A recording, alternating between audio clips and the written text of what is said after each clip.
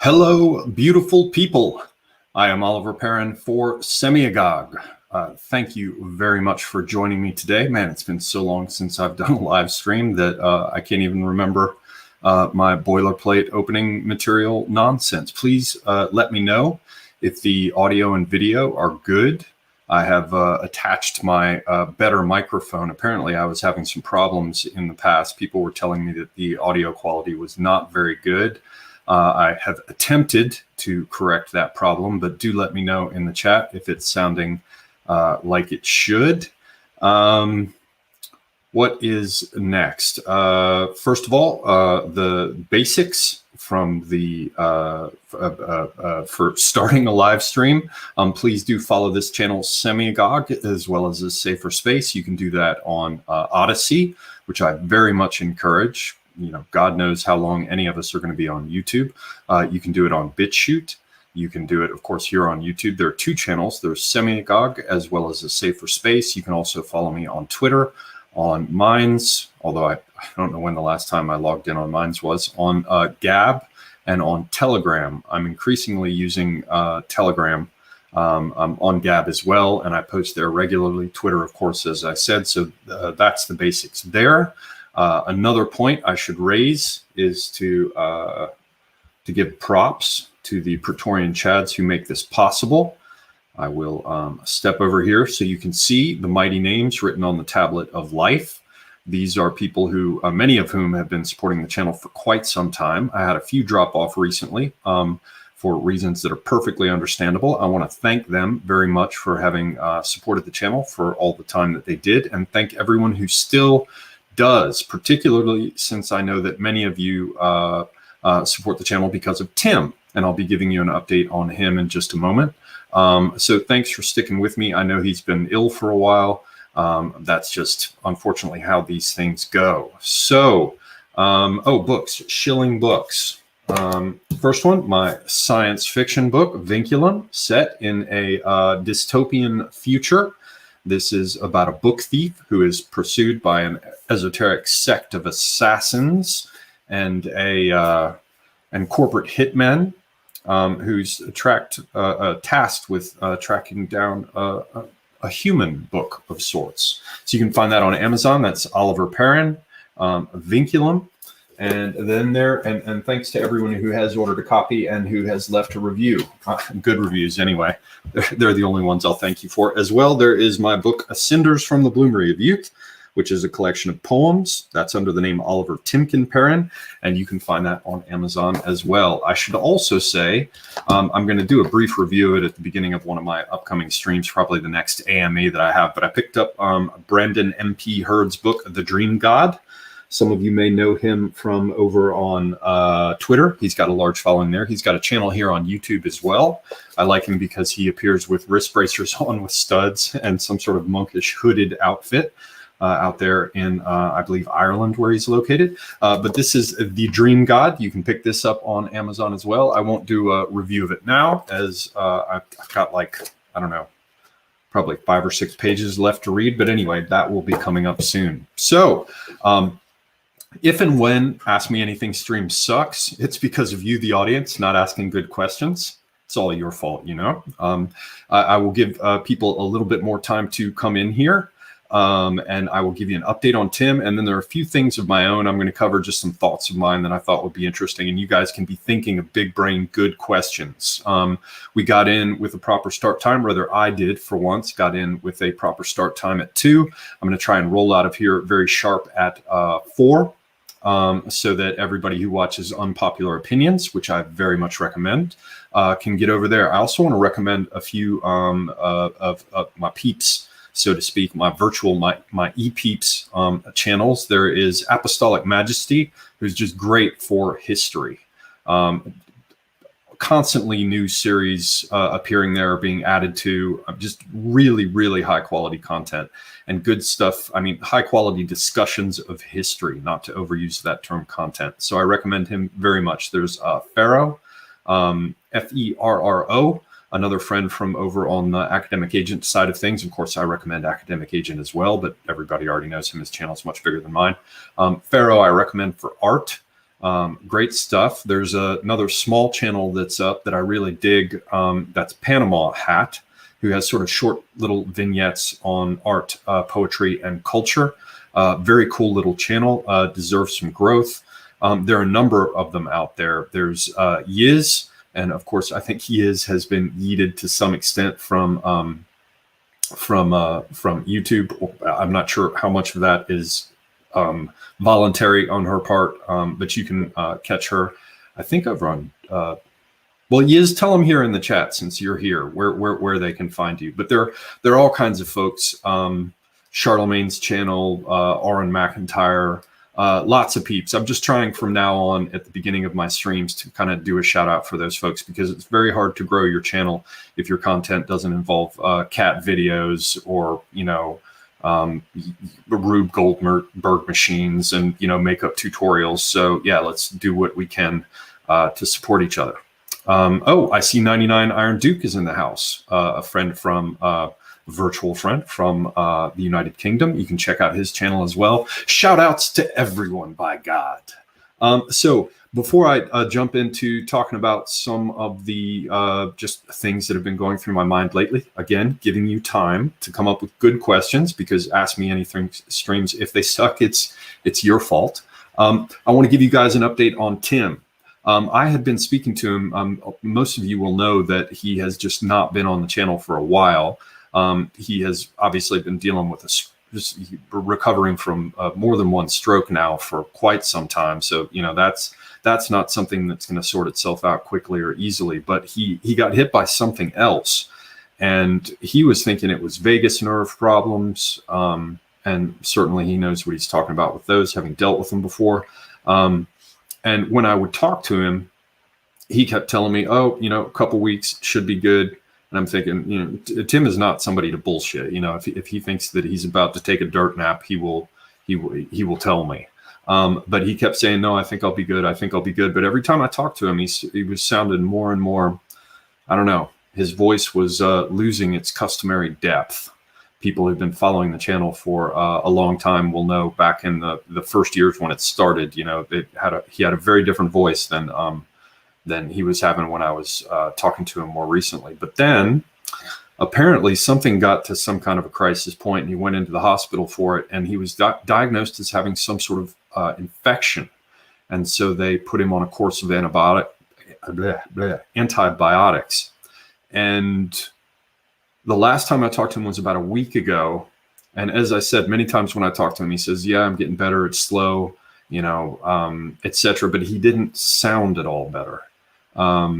This time, though, when I talked to him about a week ago, he sounded much, much better indeed. Like his voice was coming back in. He sounded like he had more energy. I was able to talk to him for about like 15 minutes or so. And I have one other friend who speaks to him at intervals too. So he's beginning to talk to folks. He seems to be coming back around. I think it just slapped the shit out of him, to be honest. But the antibiotics seem to be helping. I hope to have him back soon. He sends his best wishes to all, apologizes for not being here. He's certainly sorely missed. And I hope very much indeed that he will be back with us soon. So I apologize to everybody for not having given an update about him for quite some time. I was just waiting to find out something that seemed to be, you know, conclusive, or at least, you know, a reliable take on how he was doing. As for me, you will have noted that I have not put up much content, many clips recently, since that last one I did on Burning Man. I have been busy trying to get my house ready to sell it. So I've been doing things like trying to spot patch polyurethane on a hardwood floor, which is, you know, it's kind of a finish matching is a pain in the butt. And if you're spot patching it, it's going to be a nightmare anyway, because the sheen is going to match even if you put satin with satin or semi-gloss with semi-gloss. So whatever.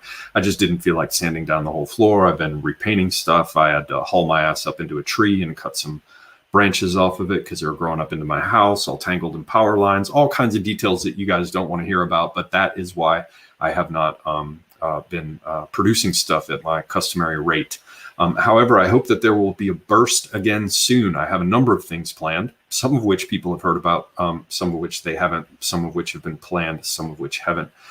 For example, one of the ones I want to do in the strategy series is to talk to Christians who are more on the right about what sort of things they would suggest in terms of a messaging and communication strategy that would be most effective for establishing the further reaches of the right or the dissident right on some sort of publicly presentable footing. For those of you who don't know what I'm talking about, there is a series on strategy. I believe 3 episodes have gone up already. They're numbered 1, 2, and 3. If you don't know what I'm talking about, you can go and check on that. So I'm going to be reaching out to some people who I think are good candidates to talk to about the Christian side of things. But one of the things that's been getting in the way is I want to think through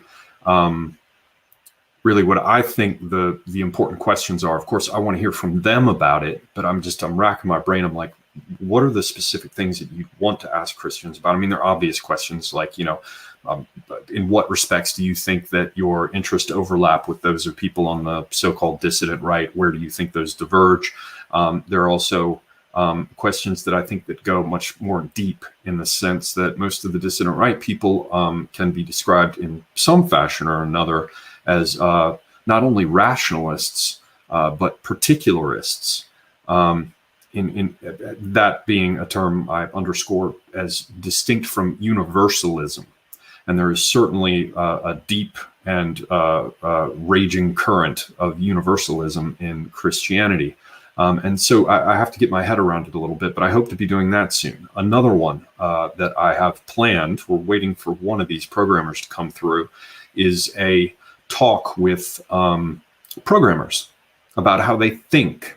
And I think it could be very, very interesting indeed. A number of them are neo-reactionary types. I hope to get Charlemagne in on that.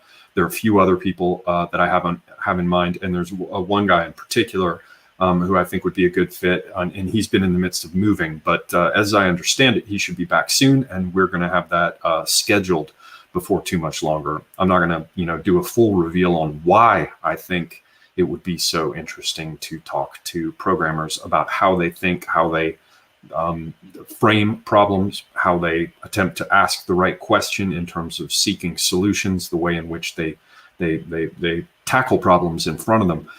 But it should be good. It should be very good, and of a particular interest to a species of younger millennial and more specifically Zoomer autist out there. So those are a couple of the things that I have planned, and they should be getting scheduled soon. Last on that is that Apostolic Majesty, whose channel I've already recommended, was on here recently, had an excellent discussion with him, but it occurred to me after the fact that I might have sort of asked him the wrong question. He came and answered it quite well indeed, but I think I made a mistake that I could only see retrospectively. So I guess you can't call it a mistake. It's a learning process. But after giving quite a bit of thought to what he shared in that discussion, I think that the question that needs to be asked about what lessons history can show us in terms of how attempts to restore traditions in the past have gone, which was the whole point of the exercise when I talked about with him about all this in the strategy series, for those who don't know. That can be reframed and sharpened and made more precise, I think, in ways that could be very, very fruitful indeed. He stays very busy, though, and I know he's got a stream that I very much recommend upcoming with Academic Agent, I think on the Austrian Empire or something like that. Don't slap me if I'm wrong. So he's busy, but I hope to get that on the schedule too. So the short version of all of this is that there will be content coming up, a good bit of it, and soon. And I can only hope and pray in my strangely irreligious way that Tim is back with us again soon, because I certainly relied on him for weekly discussions that I think many of you have come to enjoy. So be getting your cool questions ready. Before we get to those, I want to and just sort of and ramble. Oh, there's another rant. So I've got a few things that I just want to talk about that are going on in the back of my mind. But first, I have a rant, and I only remembered because I just now looked. You see these holsters? These are holsters. I know that this is not a gun channel. I understand that, but I've just been looking at these 2011 pistols over the last couple of days because they're interesting to me, and I want to find out what's going on with them. You know, I don't have to fully embrace all the crap with plastic pistols, and I don't have to embrace all the striker-fired nonsense with their spongy, crappy triggers.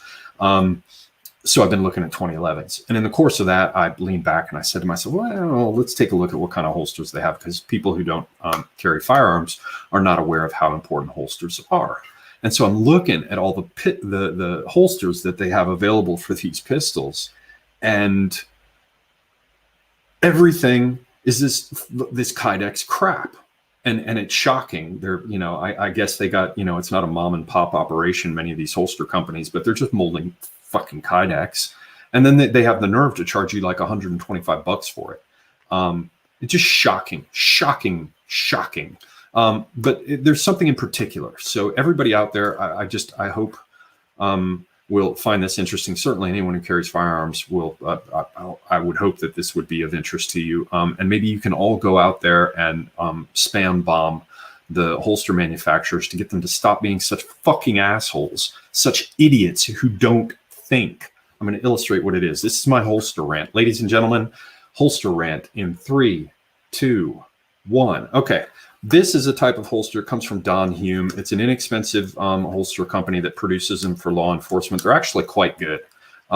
This is one for a J-frame Smith & Wesson. You know, it's a little worse for wear or whatever. You know, for inside the waistband appendix carry. And you can see the shape of the revolver here, right?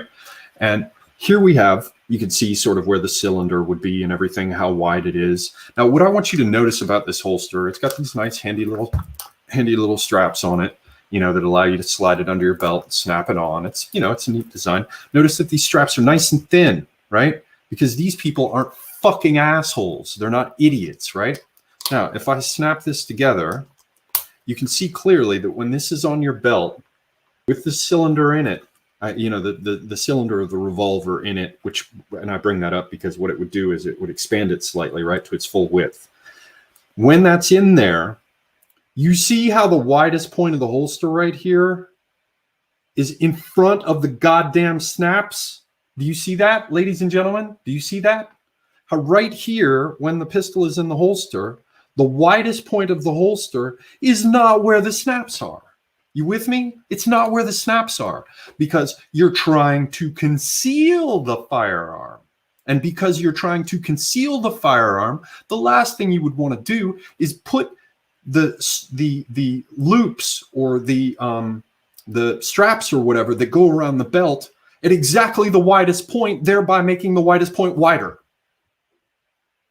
So fucking stupid, these so-called tactical people. And it's not just them. This is like a gazillion dollar. I don't remember what this was. This is like a Royal Guardsman holster. It's from Galco. It costs a bunch of money. It's supposed to be this sweet, you know, like right hand or, you know, 4 o'clock carry inside the waistband holster. And, you know, you can draw quickly. It's got a little shield for the body and everything. It's very nicely made. Look at these assholes. Look at where the widest part of the pistol is. And then look at where they choose to put the snaps or the straps. It's like, imagine if you didn't have that shit there, you see how much more narrow it would be? Like imagine if this whole piece of leather was gone and these snaps were gone. You're literally adding 1/4 of an inch or more to what prints because these dickheads are stupid. They're just fucking stupid. And everybody with their tactical, I'm sorry, I'm ranting. I said this was going to be a holster rant, and boy, you're getting it. Why add that? Why add that? It's like they're damn, you know, super cool tactical pistol belts that they have. They're super rigid, and they're like a minimum of an eighth of an inch thick. It was Tim who told me years ago. He's like, I'll tell you a trick. What you do is you get seatbelt webbing. And you make your belt with that because it's super thin, but it's super strong and it lies flat against your body. And there's a good bit of it to hold the holster down, right? And it doesn't stick out. Like it's like weight weenies with bicycles. When you're dealing with a bicycle and you're one of these big heads who just, you know, I get it. There's a reason for it. They want to reduce their weight because it makes them more competitive and all the rest. I shouldn't dismiss them because in doing so, I weaken my own point. every little ounce you can take off of weight on the bicycle is going to have a huge role to play in making you more competitive. When you're trying to conceal something and not have it print, the last thing you want to do, especially as thick as some of these weapons get, and with double stack magazines, the grips are super wide and everything. They're big enough already.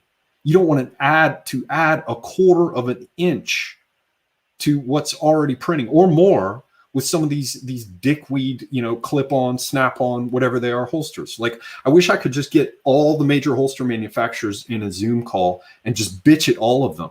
I'm like, how can you be so retarded? Like, look at it. It's so simple. All they did was put these straps. See how they've spread them out? So they're off on the side. They're not at the widest point, which means it's not adding to the overall amount that the thing prints. I mean, it's not rocket science, and yet technical. I'm sorry. I just there's some things that you want to get out of your system that you feel really strongly about. They're just, and these are supposed to be, I'm thinking it through. These were carefully designed by a former military. And fucking think. Every little bit that you can remove from how much it will print will, at the end of the day, matter. Once again, for those who didn't get it, the widest point of the holster is not where you put the carry straps. And you can easily do things, for example, like extend this holster, the flat leather parts of it. You see how you've already got like little wings out on the sides here, right? Let me turn it where you can see it. All you would have to do is extend that just a little bit, and put this strap right here and this strap right here. And, depending on how you want to angle it and the rest, there's some ways in which you're going to need to jiggle it here or there to make it work. But only a fucking retard would add. This is more than a quarter of it. Look at this. Look at this shit. I'm just that kind of guy. I like to have rulers around. Let's see here. I like to have calipers and things. Let me see. Let's just see what we're dealing with here. How much is this? How much more is this? It's a fucking half inch. A fucking half inch. It doesn't have to be there because these people are stupid. Okay, I'm done. All right. Now that we're through with that, let's get over here to some interesting things I can talk about. Now, you guys be getting good questions ready, because we're gonna have questions here in a little bit, probably coming up around the 30-45 minute mark. We'll just chill. You can ask me questions, and we can go on from there. All right. I'm thinking about doing a book of aphorisms. You guys got to tell me what you think of this. Some of you may know at this point that my one of my favorite writers is La Rochefoucauld, who was a French aristocrat from the 17th century, and he was a top aristocrat, and he had books of aphorisms, little pithy statements, the attempt to distill or crystallize or compress an idea into the. It's part of the whole thing of like saying I would have written you a shorter note, but I didn't have time, right? It's the idea of being able to say something in the most concise way possible, and because you went to that effort of distilling the message in that fashion, there's really no better way to say it. And if there's no better way to say it, then the virus, the meme, the mimetic virus of what you have said, because it cannot be further compressed and because it was said in the most striking way, that's its best defense for being repeated by someone else without being distorted too much, because it's simply impossible to say it better. It has a lot to do with memetics, and frankly, it has a lot to do with branding, and which is one of the reasons originally I got into these kind of ideas. But when you're struggling, you're attempting to distill whatever it is that you want to say down in such a fashion that it can't be said better. When you finally arrive at that point, after hammering and folding, so to speak, like making a Japanese sword, you get to this point where you're like, couldn't have been said better, right? Now, I would like to collect some of those things together, and I'm thinking about doing so. I was going to give you guys a little taste of it. I mean, this also fits with like some of Balthazar Gracian's stuff. The idea of the aphorism. It also has something in common, I think, with the the epigrams that you will see with classical writers. I mean, foremost among them, certainly notable among them, you have figures like Martial, right, writing in Latin. So there's the idea of a razor sharp, crystalline, economical satire as well. Now, I'm not saying that I'm necessarily achieving these things in my attempts, but this is a work in progress. It's an idea I have in mind, and maybe a new upcoming publication, and I just wanted to share a little bit of it with you. What do I have so far? Now, some people will be familiar with these things from my flailing attempts to work this shit out on Twitter, which I undertake in public without any sense of dignity. So like I'm thinking of categories. Maybe I'll do it like this. So I've got this idea. Maybe I can just share this actually. That way I'm not just reading it to you. Let me move this over here and see what kind of look we can get with it.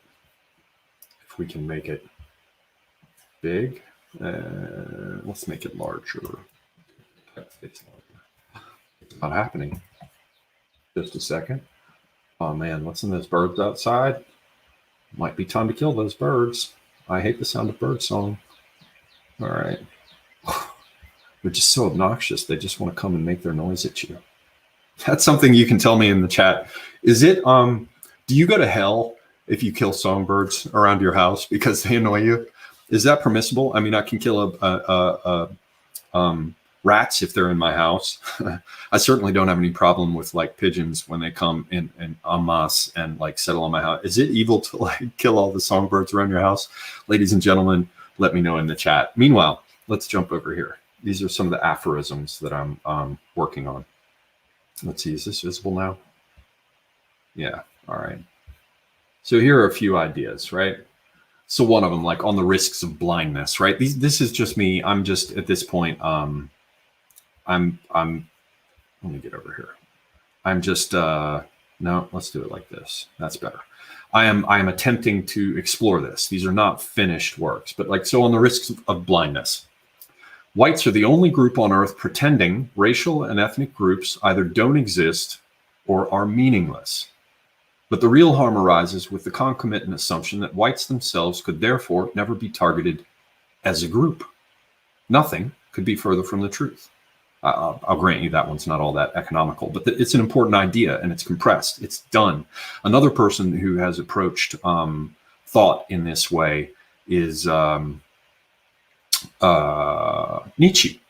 So if you read like particularly his middle period stuff, like, you know, The Gay Science or Human, All Too Human, he tries to go with aphorisms as well. And in fact, I had first found out, I mean, I knew about Montaigne, but I first heard about people like La Rochefoucauld, I think when I was reading whoever that guy is, American philosophy dude who was instrumental in sort of rehabilitating Nietzsche's image. Somebody in the chat will remember his damn name. I can't remember, but he sort of like, you know, introduction to Nietzsche type books. And he had mentioned that Rochefoucauld was, of course, a major influence for Nietzsche, and I found out about it. But Nietzsche does this as well. So I'm not saying I'm Nietzsche because he actually was a badass stylist and a very talented and economical writer, or wrote with economy. I shouldn't say an economical writer. Here's another one. I want to say this again another way. Perhaps the greatest danger in failing to recognize you are a part of a group is that when that group is targeted as a group, you remain entirely unaware of that fact.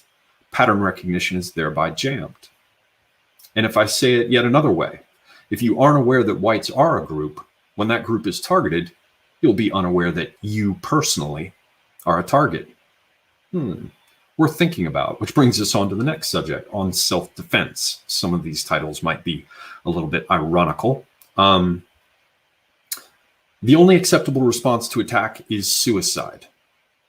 Much of what is, much of what white people are hammered with, white peoples.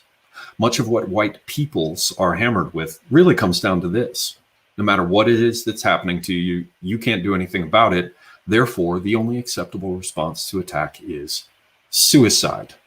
I'd like to see that formulation get out there because I think it's rather mordant, and it would suit people well as a phrase or expression to bring to bear in discussions with them. And there's another one which has a bit of irony in it as well, which is the idea that all recognition of virtue, especially any virtue on the part of whites, can only be posthumous, which means the only virtuous white man is one who has has died, which goes quite well, I think, with this idea that the only acceptable response to attack is suicide. So anyway, this is the idea. So symptoms of white supremacy, these are some other ones that I'm playing with. Belief that people are as virtuous, filled with potential, and well-meaning as you think they are, simply because it's you that thinks it. That's a problem that white peoples have. White peoples suffer from the belief that people are as virtuous, filled with potential, and well-meaning as you think they are, or as they think they are, simply because it's them that thinks it. It really is a sign of white supremacy. If I, in some avuncular or even paternalistic, patronizing fashion, decide that fill-in-the-blank minority group must be virtuous, well, then they must be, because it's me that thinks they are. Reality, the truth of the circumstances, be damned. I don't even remember what these are, so let me see here. The usual slight and sleight of tongue. Once upon a time, white supremacy indicated belief that whites are objectively and fundamentally superior to all other races. Now it denotes belief that whites should remain the majority in countries they founded or are indigenous to. Just another way of sort of, smearing and change. It's like changing the definition of racism in the dictionary so that you can sort of do whatever you want with it. So another definition of white supremacy: belief that territorial claims are not exclusive to non-white ethnic groups. Really, that's what one of the smears of white supremacy comes down to: belief that territorial claims are not exclusive to non-white ethnic groups. Tell the truth and shame the devil. I'm not a white nationalist. I'm a nationalist who happens to be white, living in a country that just happens to be majority white and should stay that way. I'm not a race realist. I'm just a realist. Anyway, these are, these are things that I'm playing with. They're not completed. Let me see. I've got another one over here. A couple formulations. Sure, a few more on white supremacy. White supremacy is when whites try to do what only non-whites are allowed to do. I think that's an excellent formulation. That one I'm pretty confident on. I think we've arrived with that one. Once again, white supremacy is when whites try to do what only non-whites are allowed to do. Get it? And here's another one. Damn it. Let me scroll down here. Oh, decolonization. That's a fun one. You know about private labeling? That's where you can get some manufactured product and, you get it from the commercially from the distributor, and they allow you to sell it. But in order to private label it, basically you just sort of put your logo on it. That's private labeling. So, like some company makes wine, but you can sell it and create your own label for it, and they'll just provide you the whole package to pretend that you actually produce wine. Decolonization simply means let us put our name on it instead. You see, if these are put together right, these could be good. I feel like these got legs, Marty. I feel like we could do things with this. I think we could go places with these. And then there's another one that I'm still working on that I'm not. White supremacy is what happens when whites refer to themselves as a group having shared characteristics and interests. Shame on you. But all that really goes under the umbrella of what I already said. And I'm going to say it again because it's so good. White supremacy is when whites try to do what only non-whites are allowed to do. That's just so good. You just can't get out from under that one. It's just.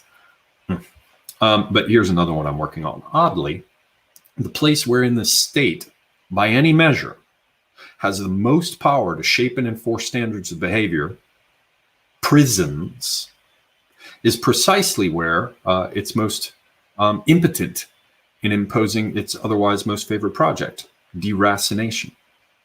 That's something to think about, where the state has the most power over your behavior. I mean, the most overwhelming power. I mean, what else can you bring to bear on a person beyond what is going on in prison in terms of hard power and its application, other than simply killing them?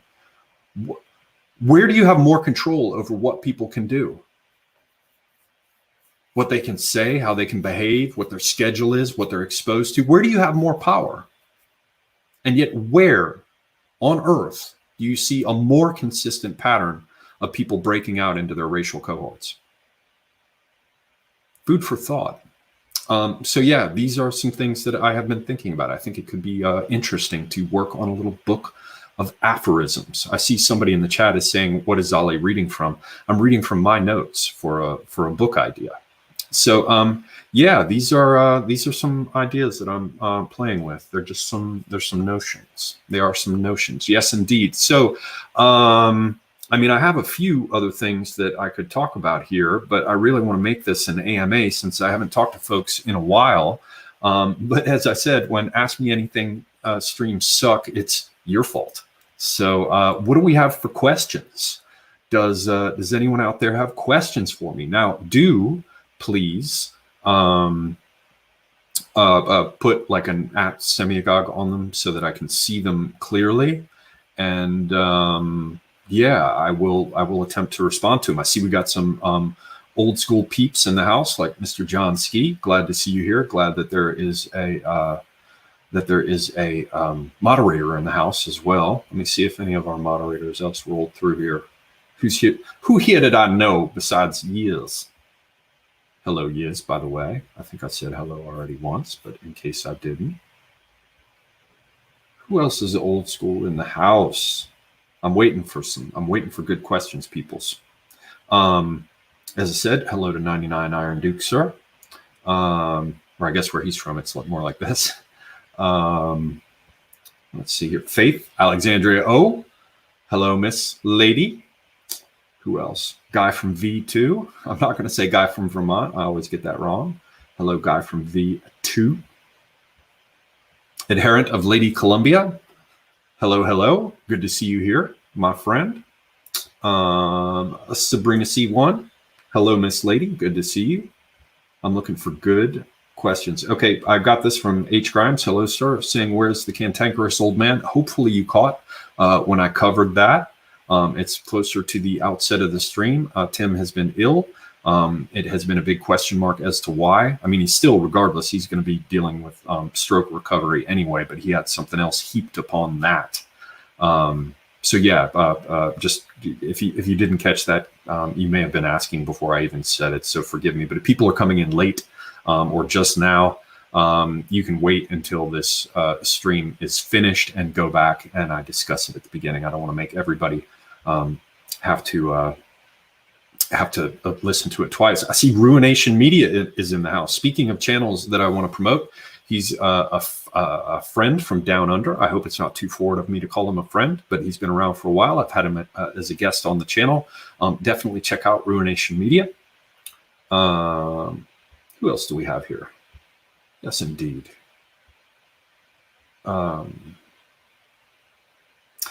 H. Grimes says, thoughts on the usurper-in-chief attacking this republic?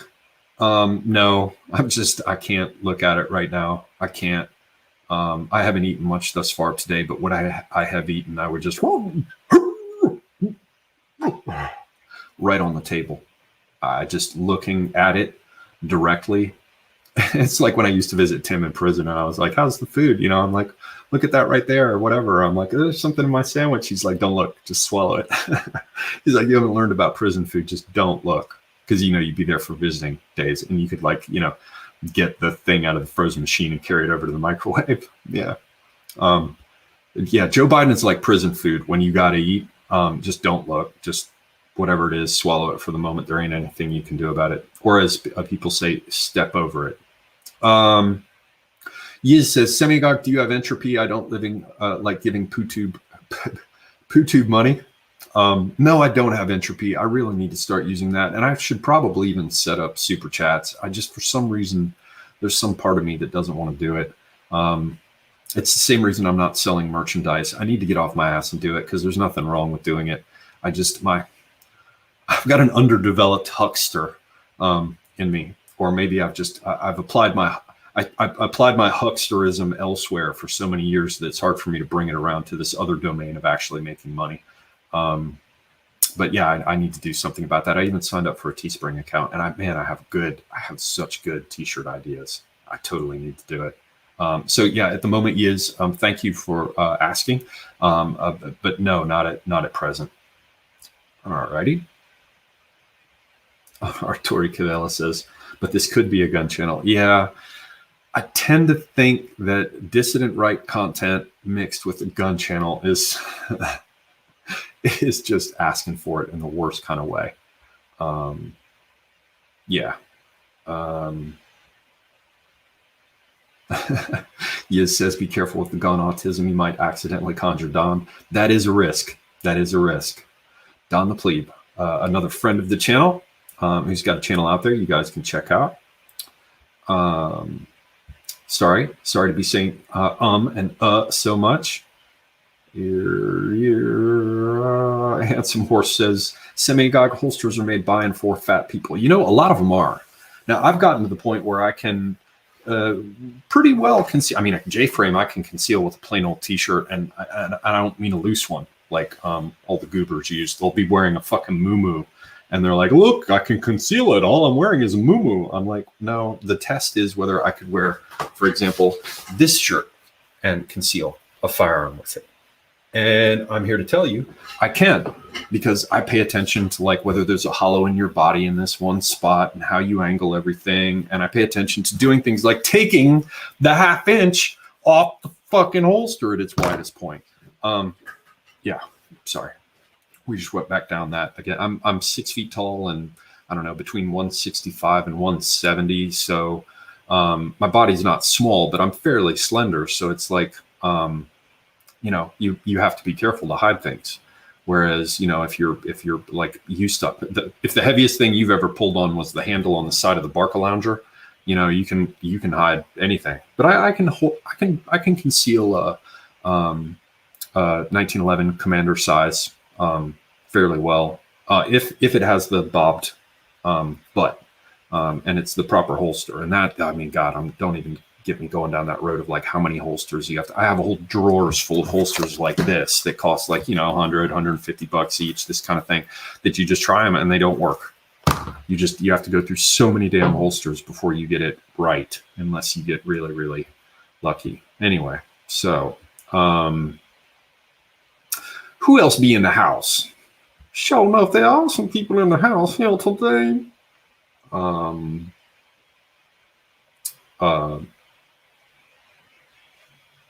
Horse Mumbler says, so when can we expect well-designed Semiogogue brand holsters? I don't know about that, but you know what? If somebody out there listening is one of these, you know, mom and pop cottage industry type like holster makers with Kydex, because I believe you could do something. It's disgusting material. The sound it makes is disgusting, but it does promise a number of things in terms of how thin it is. And I want to think that there are people who aren't drooling imbeciles who could find a way to do something with Kydex that isn't just. But unfortunately, I haven't seen people who've done it. So that would be an interesting challenge. If anybody out there is like a mom and pop holster maker, yeah, I have some ideas, and I'd love to like do drawings and test them out and like check them and, you know, whatever. So yeah. Reach out to me. You can get me at Semiogogue at protonmail.com. John Ski says, how long until whites start fighting back? Well, metaphorically speaking, standing up for their rights, only endorsing nonviolent and civil courses of action, I guess we'll just have to wait and see. I think the short answer is heaven knows, Mr. Ski. Heaven knows. Tricky Hugh says, ever check out Urban Carry Holster Semiogogue? I'm going to look right over here. Watch this. I bet you I'm going to hate them. Just be ready.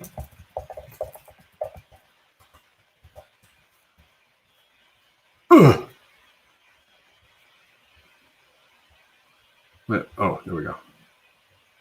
Leather hybrids where they've got like a giant piece of steak that they put across. Oh, you're talking about those things that just hang down into your fucking MC Hammer pants.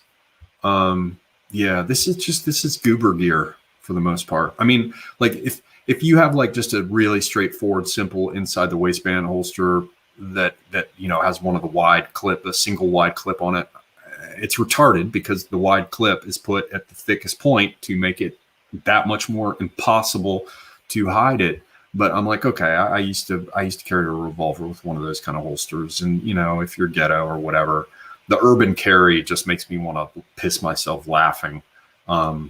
It's like who's wearing, you know, 3 times larger than it's just like somehow it's hidden if my 1911 is like halfway down my thigh under my pockets. Yeah, just ugh.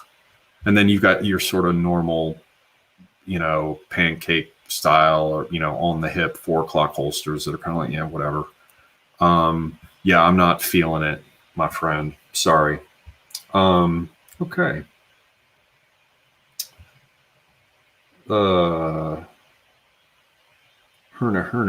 Minoan's in the house. Hello. It's good to see all kinds of people from back in the day, man. I thought you guys would have just flushed me at this point because it's been so damn long that since I've done a video. So thank you for hanging in there. All right, I'm sorry, I'm just scrolling down here to see if I missed anybody. Where are the good questions? Where are the good questions? Come on, man. If an Ask Me Anything stream sucks, it's because nobody asked me anything that's good. I'm freestyling here. I'm improvising. Let's see what else we got. Oh, looks like some things are happening here. Uh-oh, we got some questions down here. It looks like they're beginning. Let me just get back up to where they started. I was lost in the middle period here. Yeah, okay. See, this thing, it refreshes. I always bitch about this, but for those who don't know, I'm scrolling down and then someone will type something and I'll refresh to the bottom and I lose my place. Edward the Pale's in the house, very kind supporter of the channel. Glad to see you here. Dagbreaker, another old school dude. Che Ragnarsson, another one, old school channel dude. Lots of peeps. Good to see. Okay. That's Yiz asking about entropy. I already covered that one. Jonathan Gordon, hello, sir. H. Grimes, thoughts on BlackRock? You know, I don't know what's up with that. I mean, it's very much on my mind. What he's referring to there, for people who don't know, is, I mean, I'm sure everybody at this point knows that home prices are being driven up to a certain extent, I imagine artificially, by a bunch of people trying to get into the market and buy a property. Now, there are stories about how what they're doing is they're trying to set things up so that they can basically turn the major urban areas into single family rental type arrangements, so that basically you cut out homeowners. So there's some headlines that have been going around. For those who haven't seen them on Twitter, they say things like, you know, houses are no longer viable investments. And somebody came along on Twitter and said quite perceptively, you know, maybe you guys didn't hear about it, but the reality is that houses have other functions besides being investments. Like, people need to fucking live in them. And yeah, there's that kind of stuff going on in the background, which raises some questions about why they're doing this kind of thing.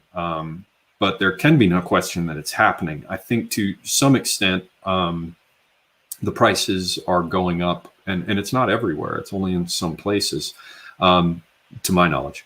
I think there are two things. I think generally prices are going up because of inflation, which everybody's trying to pretend is not happening. And of course it is happening. And frankly, it's been happening for a while. You know, don't get me started talking about, you know, some commodity prices or the price of plywood. You know, I wonder about that. They're like, well, it's because everybody's going out into the country to build new homes. I'm like, well, no, maybe it's because of people buying plywood because of rioting and stuff. I mean, I don't know. Who knows, man? Maybe it has something to do with like trade arrangements that have been changed with Canada. You know, I don't know where most of our wood comes from, except for these crappy little, you know, tree farms where they plant these pine trees with giant tap roots that suck all the water out and don't create enough biodiversity to have real forest. And they're just hideous and ugly, and the land dries out. And the wildlife has to find somewhere else to go. Anyway, that's a tangent. So I think on the one hand, the prices are going up just straight out because of inflation. And then in certain areas, I think the prices for residential real estate are going up because a lot of people are trying to buy it. And apparently, you know, some of them are people who are like moving to my city because they've basically, you know, they say don't shit where you sleep. I think the definition of a blue state is a place where people shit where they sleep. And eventually the feces, the swill in which they float and paddle about, gets up to the point where they're, you know, blubbering, you know, with their mouths and nose just barely held above the surface. And so what they have to do is flee covered in shit and tracking shit with them to shit in other places that are already full of shit, like Texas, like Georgia. They're increasingly doing it. They're up in places where they've destroyed, like New York State or Illinois or California, and they're like, wow, I could go down to Georgia and get a nice home for like $400,000, whereas where I live, it's going to be $600,000 or $700,000. And so they come down here and they buy up a bunch of property. But in addition to all of that, yeah, there is some stuff going on with BlackRock. BlackRock apparently has all kinds of relations with the U.S. government, and I think that like their pension funds are invested with it or something like that. I'm not sure how it goes, but yeah, it looks like they're buying up property, and so I don't know. I'm not sure. But somebody who has better chops with economics than I, because I don't know a hawk from a handsaw in that respect, should get into it and figure out what's going on there, because I'm not really sure what's happening. I do have my suspicions that shit's going to fall to pieces and people are trying to put their money into one of the safest places. It also might be tied to Great Reset related stuff. So I don't know. I don't know exactly what's going on there, but it's of concern to me because, for example, okay, I can sell houses for a reasonable price now. They're above their typical market value. Like my house, I'm like, I was looking at things like Zillow, and it's like, a week goes by and $10,000 has been added to its, supposed value. A bunch of it's just nonsense, but some of that is going on. And I'm like, okay, if my equity in the house is here and it's in a piece of property, what the hell happens if I sell my house and then literally the next week while I'm looking for a new one, there's a massive spike of hyperinflation and all the money that I thought I earned from selling the house is useless trying to buy another one. So, there's a little bit of this, crossing the burning bridge to the other side without having it collapse underneath you. That's going through my mind, but I think it can be handled. So those are my thoughts on what's going on with BlackRock. I tend to think that there's probably a lot going on with foreign investors and very likely Chinese investors. Tim used to talk about it all the time, as many of you will know, that huge amounts of real estate investment by the Chinese in places like Canada, particularly on the Canadian West Coast, places like Vancouver. They just want to have investments in a place that's relatively stable because God knows what could happen in their own countries, or in the case of the Chinese, their country. But many other, I think, foreign investors are doing it too. And some of them may be doing it through, sort of institutional investment of funds and that kind of thing. And because I don't trade stocks and I don't get into all that stuff, I'm not up to speed on all of it. So if I try to take my speculation any further, I'm just going to show my ass based on my ignorance. But there are a few thoughts. So let me get back here and see what else I may have missed. Just catching up here, ladies and gents. Okay, I think I'm getting up to where I was. No name. What is this? No name said. I think I can share these. Well, no, then I'd have to switch. See if I can feature your questions on screen from the StreamYard interface, but if I'm in the StreamYard interface, I don't get a highlight for the @Semiogogue. So forgive me that I'm not posting them for you here, but let's see. No Name says, do you think the result of the Cyber Polygon exercise next month will be a cyber pandemic similar to the drill event 201 preceding COVID? Oh, sorry, he spaced those characters. Yeah, I'm not going to go ahead and say that. Yeah, it could be. I haven't been following the Klaus Einolf Schwab stuff and the World Economic Forum predictions about problems with cyber attacks and the predictions along those lines by others. So I mean, yeah, at this point, nothing would surprise me. Archangelis is saying auction off the tapestry. Thank God you didn't call it a rug. Yes, it's an embroidery. It's an embroidery. And I wouldn't get much for that. That thing is probably worth, I mean, even in the US where it's worth more. I mean, I haven't looked at prices. Let's look. Let's see. Let's see what I could get for that. Tajik. Come on, learn to spell, bitch. Tajik Suzani for sale. Let's see what they're selling for. And they're all going to be new ones usually. Let's see what we got. If I go over to Etsy, they'll happily direct me towards black-owned shops because, you know, I was really worried about that. They don't have any. They're all, well, there's one that's way newer. Let's see how big it is.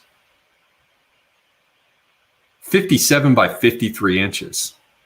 It's tiny and it's crappy and it's new and they're selling it for $899. So I don't know. This is probably like $1,000 or something these days. I don't know. Something. I don't know. Mine's older. Mine's probably 1950s. Is all this crap? Hang on. Let's not go to Etsy. By Tajik Suzani. Okay. Are there any of them that aren't junk? They're all such crap. Why is everything? I guess it's because they've all been sold out. When I first started dealing with the antique textiles and antique weapons, they were only just starting to come out of those countries and places. And now they've just been sucked dry. And because they're, yeah, now see, that's more like mine.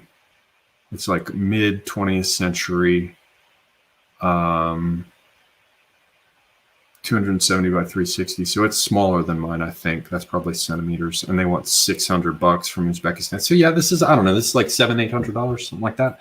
So if I sold it, I wouldn't, I mean, I'd just rather have it. It's all hand embroidered, which is nice. Okay. Enough of that digression. Minoan says, Semiogogue. Wait, let me see, where are we on time? Okay, we got about an hour left. Minoan says, Semiogogue, is it possible that diversity and all its outward manifestations, such as ads saturated with pox, is a popular fad among the masses, just like disco was? Would it have the same death cycle? No, because disco was pushed at a relatively low level by groups of people who wanted to make money off of it. You know, the record companies, the people who sold all those sequin covered outfits, you know, you know, it was, you know, Andy Gibbs ball sack on a fucking magazine cover or something. You know, that was basically what drove it. And, you know, maybe there was some, you know, behind the scenes cultural subversion aspect going on with disco. I tend to doubt it. That's not the same thing as when enormous numbers of decision makers possessed of enormous amounts of money push things at multiple levels. So you'll have people who are deciding what scripts get selected for production in Hollywood. People both at the level of the advertising agencies and also at the level of corporations making decisions about how they're going to market their products.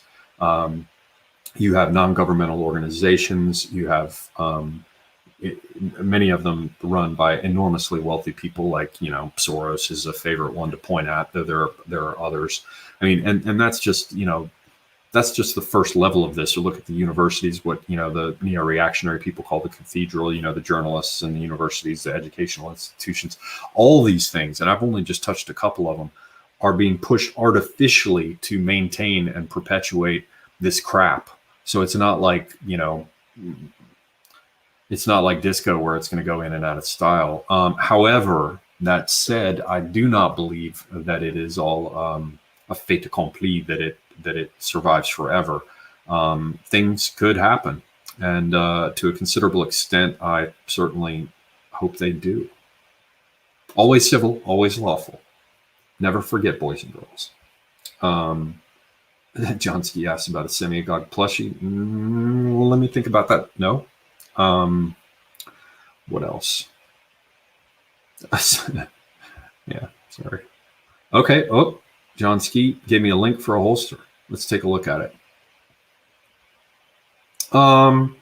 That's a decent holster as they go. What is this? Let me show this to you peoples. Let me just get over here.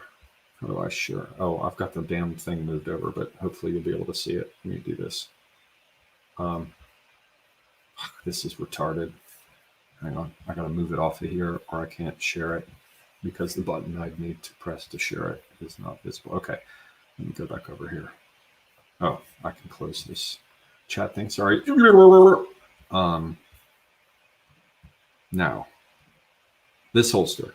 Yeah, this is just it's just inside the waistband for a semi-auto, it looks like. And it looks like it's decent quality leather. The thing is that that's relatively thick leather, and it's still got the damn clip right at the widest point. I might be being trolled here.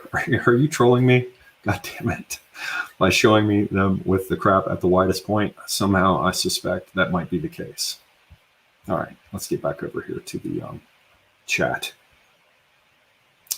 Bill talks about giving up on inside the waistband. Yeah, it depends on the pistol. Generally, if I'm carrying a 1911, it's going to be outside the waistband now. And that's why God made Guayabera shirts, which are just... Tyler Bledsoe asks, have the strategy sessions been put on hold? No, certainly no more so than my content in general, my content. No, that's very much a focus for me.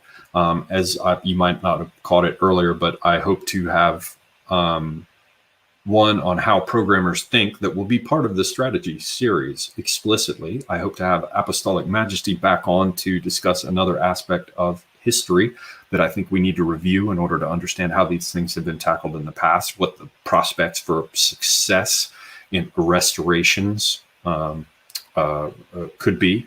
And then there's the idea of talking to Christians about their take on it, because they're one of the segments brought together sort of under this bigger umbrella. I mean, and there are more. I want to get Jason Kona on. I haven't asked him yet, so at this point I haven't worked that out with him. I'm hoping maybe to get Horus the Avenger on at the same time. I want to ask some people who've been involved with this for longer. I want to have a single episode just on the idea of what's worked in the past, right? What do we know already? What is the, what are the best practices, so to speak, that have already been established, that kind of thing. So it's not on hold. Certainly the strategy series itself is not on hold as such. It's just that I've been doing these other things and haven't produced any clips recently. So apologies for that. Hope to have it straightened out soon. Let me see what else we have going on here.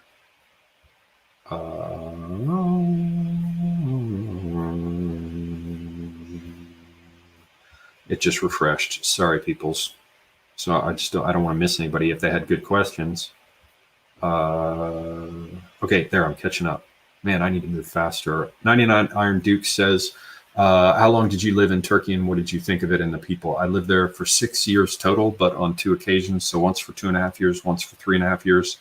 My Turkish sucks now, but I was fairly fluent before. I just haven't practiced it now in a decade, except when I get on the phone with one of my friends. I like the people. I love the food. They have their issues. As a culture, like any culture does, there are certain ways in which it just rubs me sort of the wrong way, but there are many ways in which it was not the case. I have many dear and close friends there that I consider, some of whom I consider family. So, thumbs up on Turkey, thumbs down on Erdogan.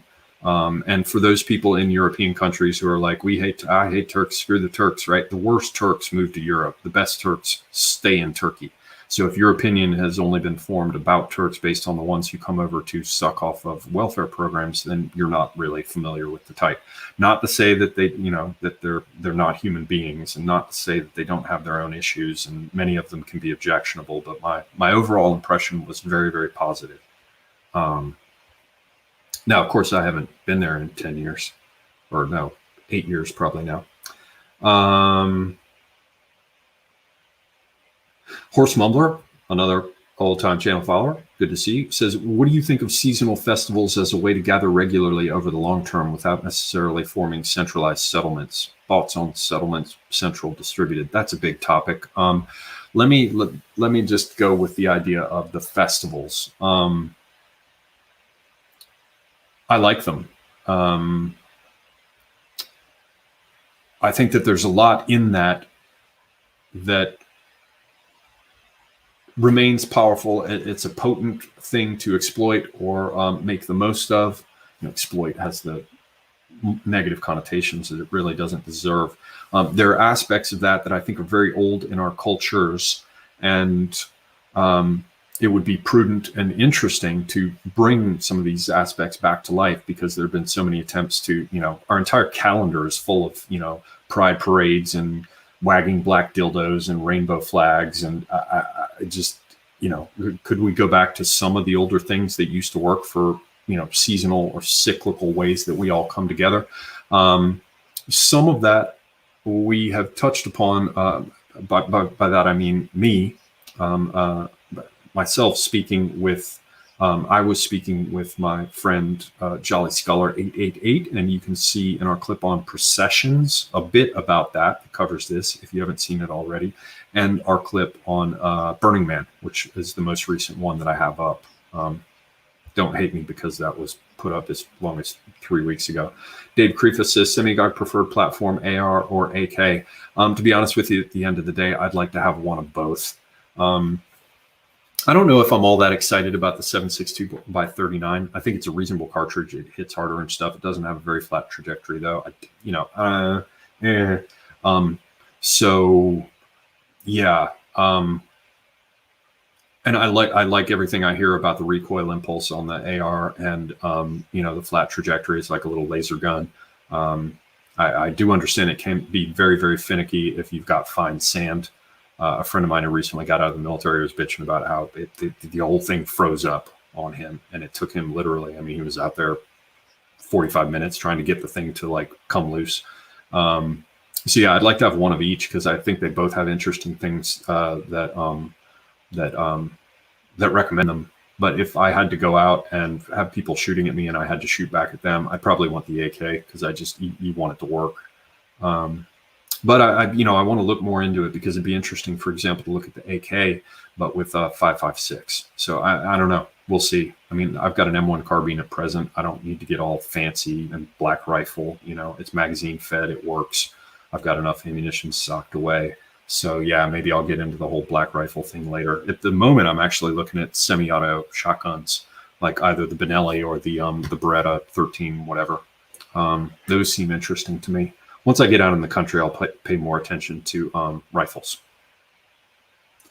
Edward the Pale says, do you believe in history being cyclical, Semiogogue? Well, no, I mean, you have your old riffs like, history doesn't repeat itself, but it rhymes.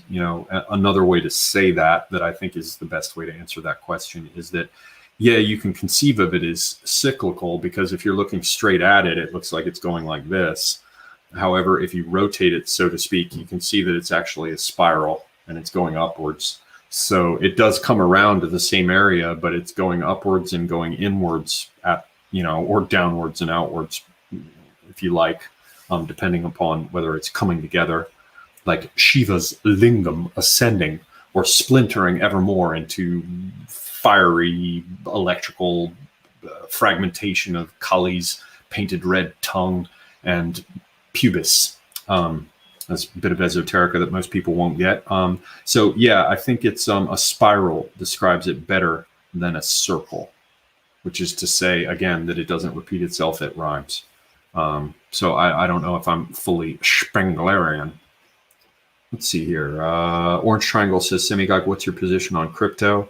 I don't know. I don't know enough about it. I think there's plenty of money still to be made in it as people play games, but I think it's a baited trap.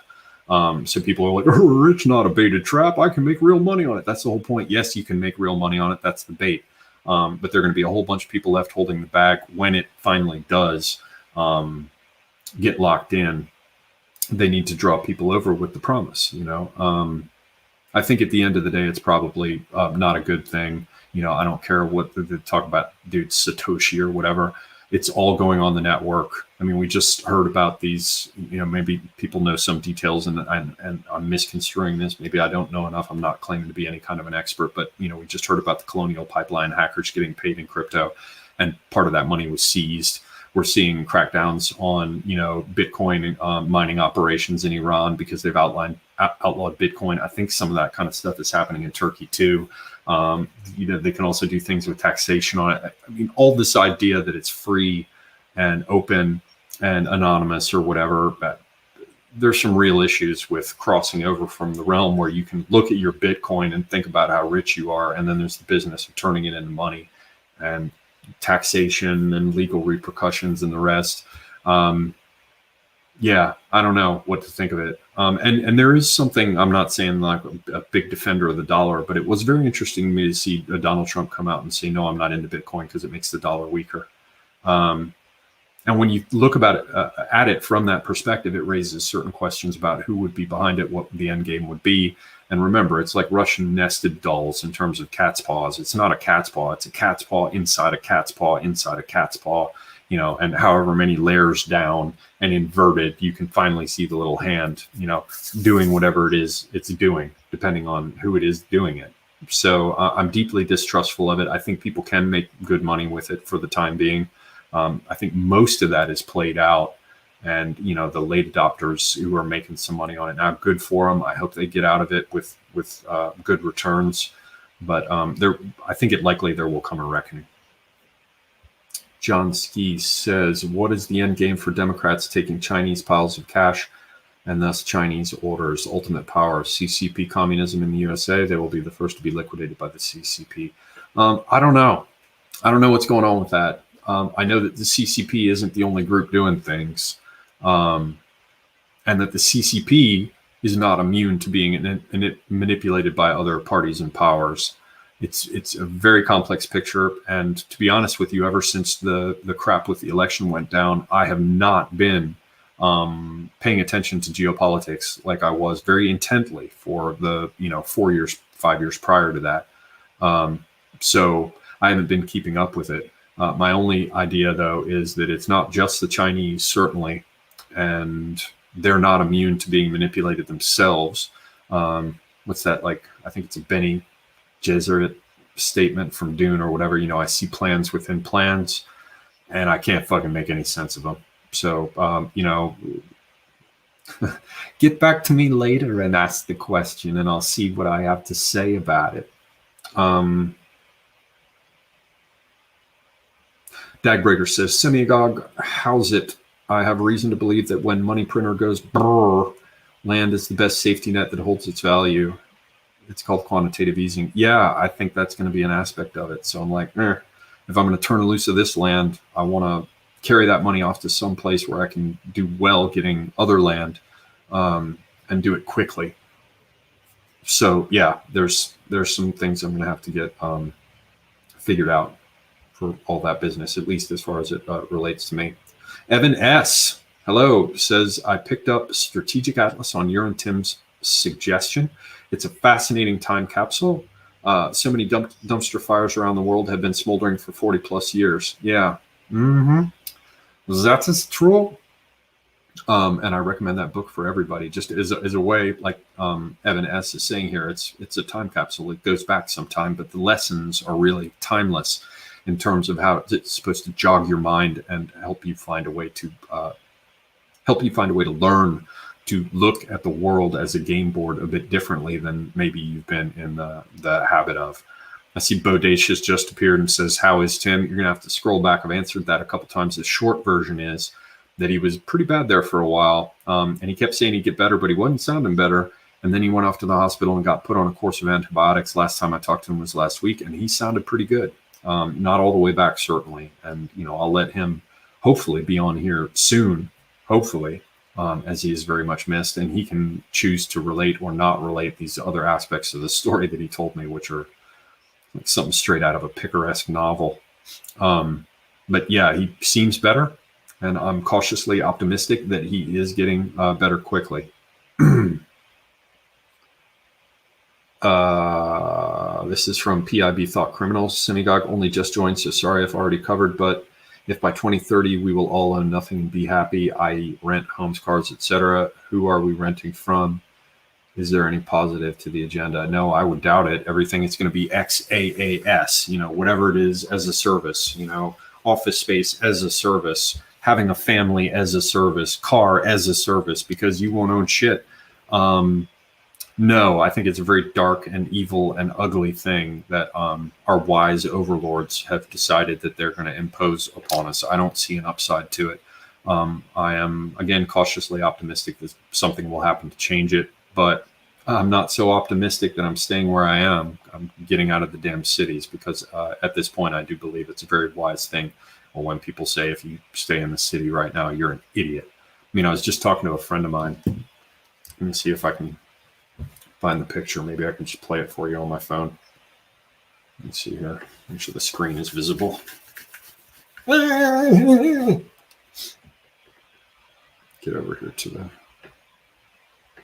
Is this possible for me to show it? Let me see.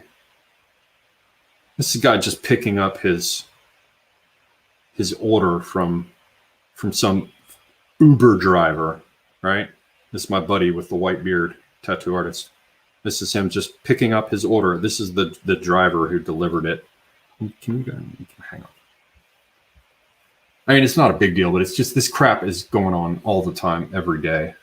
Let me see if this... Does this work? Yeah. So he's trying to get his food order, and you know the guy's bitching at him and stuff. This just got captured with the camera outside the building. I mean, it's not a big deal, but it's just constantly attacks, constantly spitting on white people. You know, up in Buckhead in my city, you know, this guy just jogging. This black guy drives up on it and shoots him twice.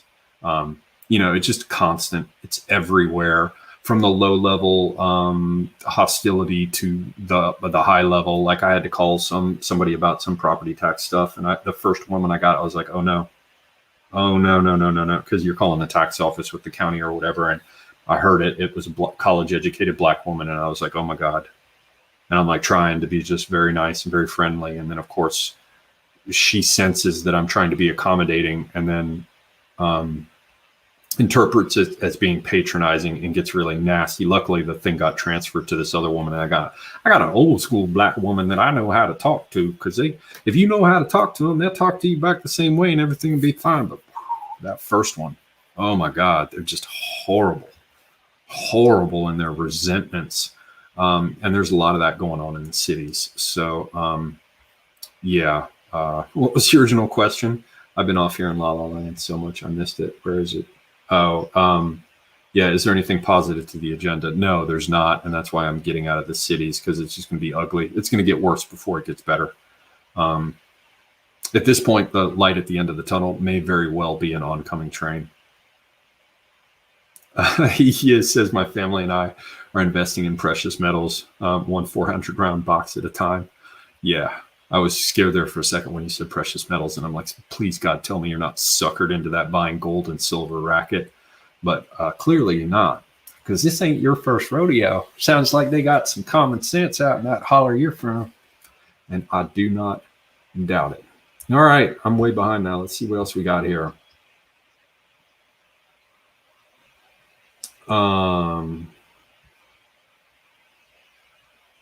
Jonathan Gordon says, how much did you get it for? I'm not sure what he's asking about. Are you talking about the Suzani or whatever? I don't know, $250 or something a long time ago. If that's what you're talking about.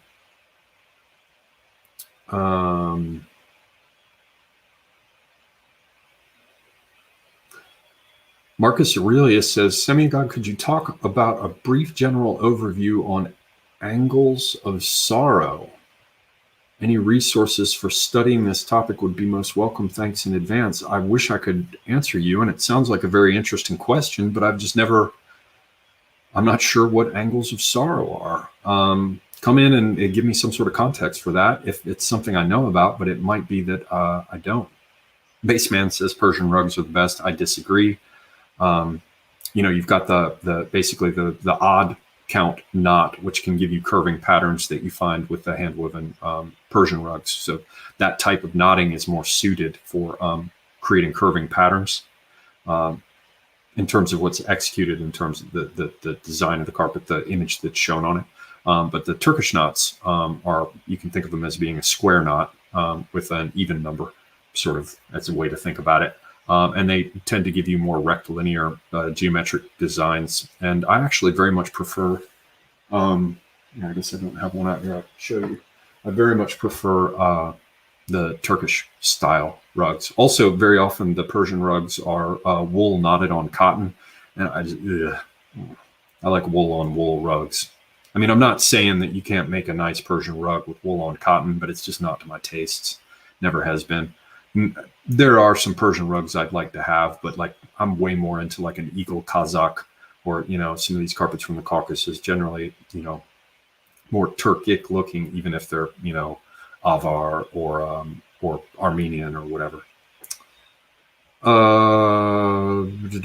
Barry 316. The censorship of vaccine deaths and injuries has been pretty strict, but do you reckon the safe and effective narrative will fall apart as more stories leak through into the mainstream? I don't know about that, because it's in everybody's best interest to pretend like the vaccines do. And let's also say, I don't know. It might be that the vaccines really do work and are useful in some respect.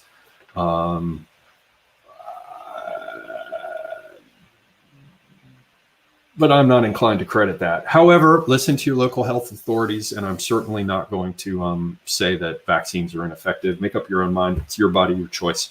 But in terms of it all breaking down, it could. I mean, it's one of these things where there are so many things out there that are so nonsensical that have been carried to such an extent that I have to imagine it is possible. I will not rule out the possibility that there could be a great reckoning where, the covers, as Tim used to say, are yanked off all of this and the rotting corpse underneath is exposed. But I'm not betting on it. I bet strongly on Trump, and I had to do my Eating Crow live stream and all that stuff. And so while I remain optimistic, I'd love to see it happen, and it would vindicate me to a considerable extent. I could come back and be like, well, I was wrong, but it was just a matter of the timing. It still happened, right? That'd be great. But I ain't betting on it. I bet, and came out, with the clown nose on my face. So at this point, I'll believe it when I see it. It's like my bookbinding teacher, woman from England. I studied traditional hand bookbinding, and she's the one who turned me on to tea. I was like, she came in and she said, how do you take your tea? And I was like, what? She said, your tea, how do you take it? I was like, oh. She used to say, I'll expect you when you arrive. So good things, I'll expect them when they arrive, because I'm prior to that, there's no point in bothering. Orange Triangle says, what do you really think about Brett Weinstein? You seem to have some thoughts about him in a previous JF live stream and held back. I don't know. He's just a goober. Anybody who calls themselves the intellectual dark web. I mean, I'm a middle-aged man, but like he's more middle-aged than I am. A bunch of middle-aged men standing around and acting like we're the dark web. We're the dark web. We use Grecian formula in our hair, but we're the dark web.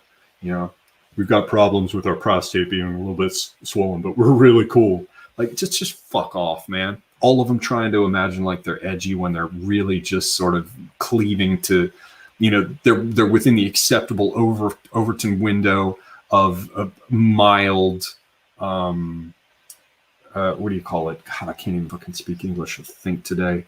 Mild divergence from the officially approved narrative, and they're all like, yeah, man, we're so fucking punk rock. They're just gross. They're just middle-aged gross men when they just sort of get this crusty feeling, and not just on the surface, but ideologically, intellectually, in terms of their honesty and their again, I can't remember the damn words. I'm supposed to be good with words. It's not their damn ethics. Their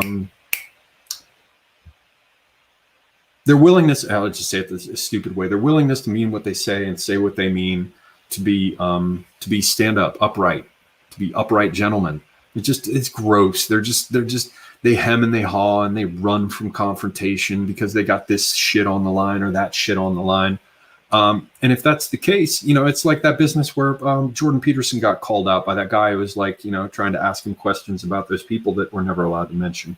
And, he said, well, and he choked up on it and he just stood there. And then finally he's like, I can't talk about that. And I'm like, you know what? That's fine. If you got shit on the line, if you got to earn a living and you got your kids to worry about and stuff, fine. Don't talk about it. But don't publish a book where you say always tell the truth. It's simple. It's like, anyway, like the man says, it's not hypocrisy, it's hierarchy, I guess, at this point. So enough about Brett Weinstein and Sam Harris and all those other shitbirds.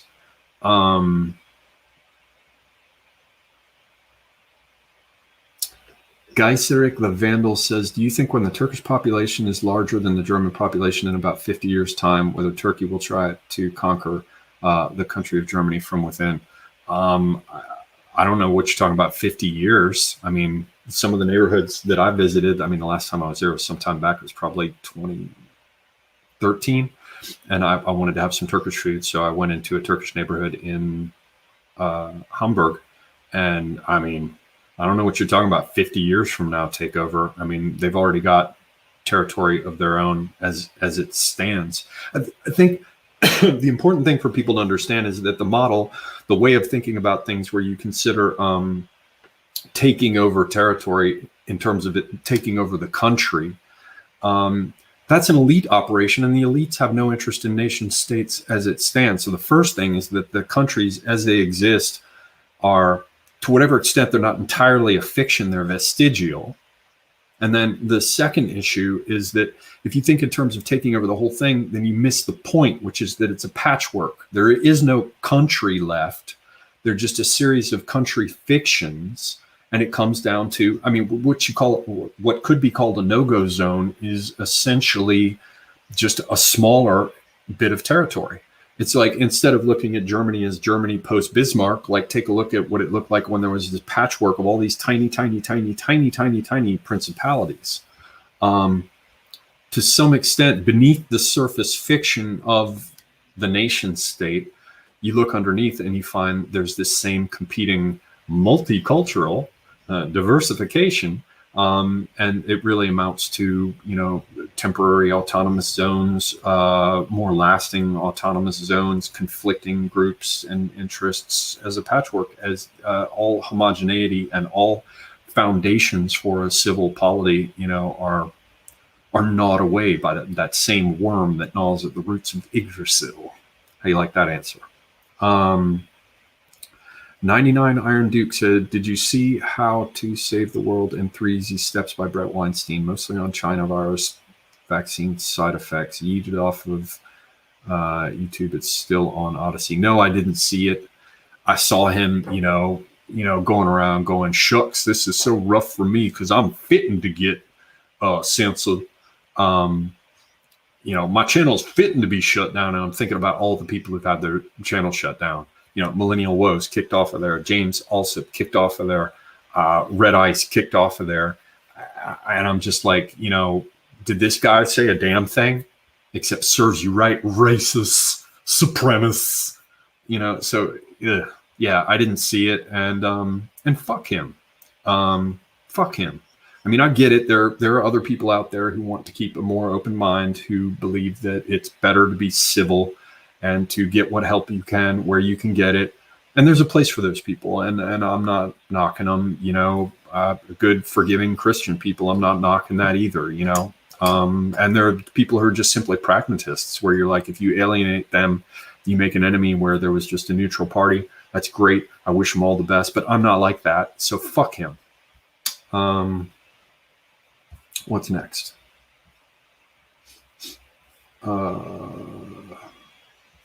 I got to go fast with these people. I'm so sorry, man. I'm just taking my time, and I'm like, ugh. So I'm missing a bunch of people, and I've got good questions. Thank you very much. Okay, now I've caught up. I see it refreshed, and I got lost. Something about our Northeast Asians white from Zane Ivy. I don't even know. Sorry, I don't know how to answer that question. No. They're like white adjacent because they're pale and they have a high IQ or whatever, and they're in the Northern Hemisphere, but they're not white people because they're East Asian people. Nothing wrong with any of that. All the beautiful peoples of the world, God bless all of them. Noah Solomon in the house. Hello, sir. Glad to see you here. It says, do you think there is a difference between traditional reactionaries and the neo-reactionaries? And if so, what do you think it is?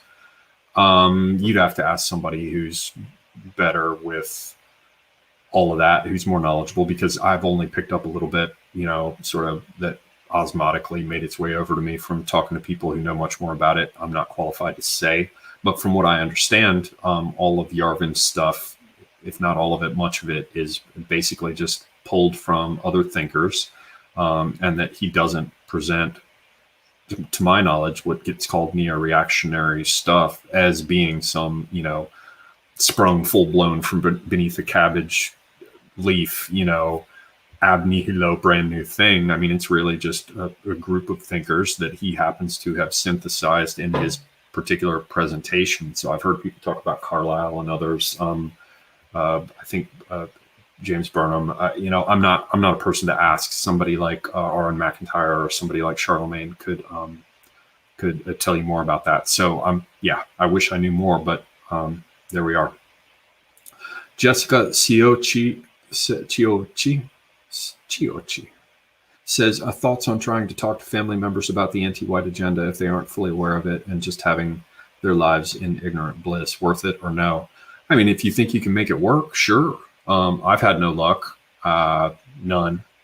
So, you know, I don't know, maybe ask somebody like Jason Kona from No White Guilt more about that, because he's had more experience trying to share these ideas with people.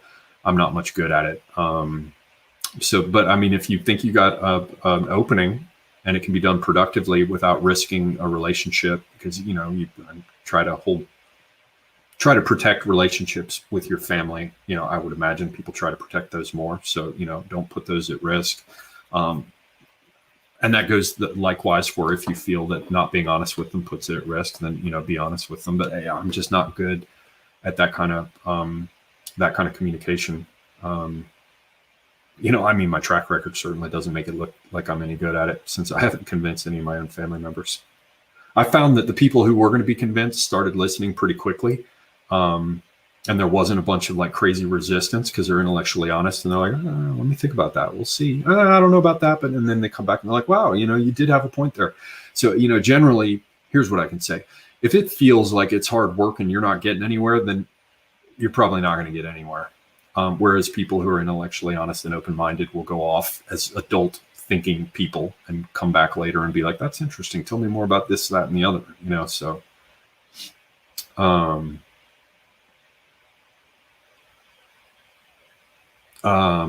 John Ski says, if I use Zillow to value my house, bad idea. I don't use Zillow to value my house. That's why I said most of that stuff is bullshit. I'm just saying that that's what's going on out there in the market. There are claims being made about what's happening. No, I use comparables. And I've been speaking to multiple real estate agents to get multiple opinions about it and then making up my own damn mind and looking at Zillow. But no, I don't use Zillow to value my house. Have no fear.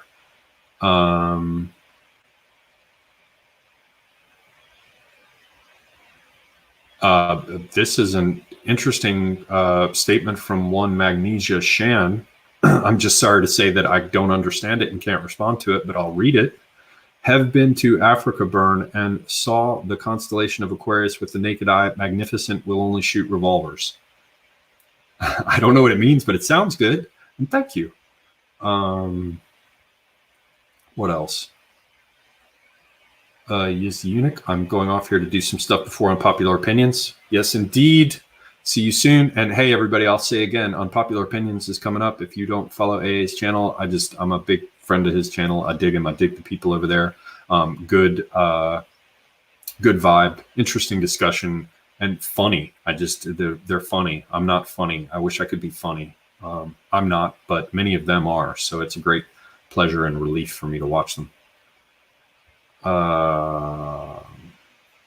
Adam Alexander says, Semiogogue, I've been a software engineer in the financial space for a long time, and I can tell you Bitcoin is superior in every conceivable way. Would be happy to share my thoughts on it all. Is superior in every conceivable way to what? Traditional currency? I get that being able to do online transactions offer any number of valuable features that are superior, for example, to having to put your money in an envelope or, you know, write a check and mail it. I mean, I'm not sure what you're saying. And then, you know, you'd have to, and I'm not disputing with you because I am by no means an expert in this, but just from coming at it from the most general perspective, every feature that could conceivably cause someone to say that Bitcoin is superior, how do I say this? whatever technological features it has, or, you know, security features or whatever those are, at least in theory, all of them could be just as advantageous for people who want to manipulate you as they could be for people who want to have ease of use. You know, it's how these things always work. It's like, wow, this is superior in every way to toucans in a string or smoke signals. There's no doubt about it. But I don't have to worry about being listened to when I talk with toucans in a string. That's not a great metaphor, but hopefully you're getting my point. The potential in any inherent within any new technology or new way of doing things is potential that cuts like a two-edged sword. It can be both good and bad. So when you say it's superior, you know, I'm not sure what you mean.